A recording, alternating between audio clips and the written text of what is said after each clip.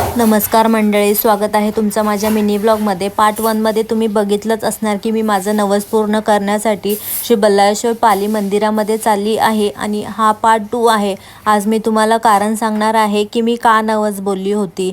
आम्ही दोघी बहिणीच आहोत, मला भाऊ नाही आहे। रक्षाबंधन असो या भाऊबीज असो, सो खूप एकटं वाटायचं की सगळेजण सेलिब्रेट करतात आहे रक्षाबंधन भाऊबीज आणि आम्ही नाही। सो मी बाप्पाला बोलताना बोलली होती की बाप्पा माझ्या घरी पण येऊ दे, तुझ्यासारखाच एक बाप्पा जो कायम माझ्यासोबत राहील।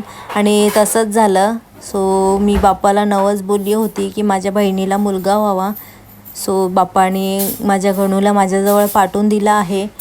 गणू लहानपणापासून माझ्याजवळच आहे, त्यामुळे मी जन्म नाही दिला पण आई झाली असं बोलू शकतात। आणि गणू पण छोटा आहे पण खूप समजूतदार आहे, तो पण खूप जीव लावतो मला आणि मस्तीखोर पण आहे तेवढाच। पण बोलतात ना, नवस पूर्ण करणं खायची गोष्ट नाही आहे, तसंच काय माझ्यासोबत झालं।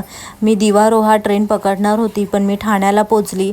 ठाण्यावरनं रिटर्न मी ट्रेन पकडून दिव्याला आली आणि एवढं सगळं घाईगडबडीमध्ये टाईमच निघून गेला। बोलताना ट्रेनमध्ये चढली आणि ट्रेन चालू झाली, अर्ध्या सेकंदाचा फक्त फरक होता, नाहीतर त्या दिवशी माझी ट्रेन मिस होती आणि परत घरी यायचं लागलं असतं। पण असो, मनामध्ये जिद्द ठेवून मी माझा नवस पूर्ण केला। आणि गणूचा पण हा लांबचा प्रवास होता, त्यामुळे त्याने पण खूप एन्जॉय केलं। खूप धावपळ दगदग पण झाली, पण असो, मला माझा नवस पूर्ण करायचाच होता। माझ्या गणूला बाप्पाचरणी घेऊन जायचंच होतं आणि मी घेऊन गेली। मी माझा नवस पूर्ण केला आणि तुम्ही पण बघू शकता की तिकडला व्ह्यू किती छान आहे, खूप मस्त वाटतं। आणि गणू बघा किती मस्त एन्जॉय करतोय, बाप्पासमोर तो खेळत होता, खूप छान वाटत होतं त्याला असं बघून। मंगळवार होता पण फार काही गर्दी नव्हती तिकडे, त्यामुळे आमचं दर्शन पण खूप छान झालं तिकडे। आणि गणू तिथे खेळत होता, खूप छान वाटत होतं त्याला बघून तसं।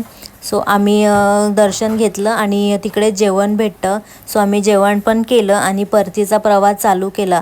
सो तुम्ही बघू शकता माझा चेहरा की मी किती दमली आहे। सो प्लीज माझ्या चॅनलला सबस्क्राईब करा, लाईक करा, शेअर करा। Bye bye.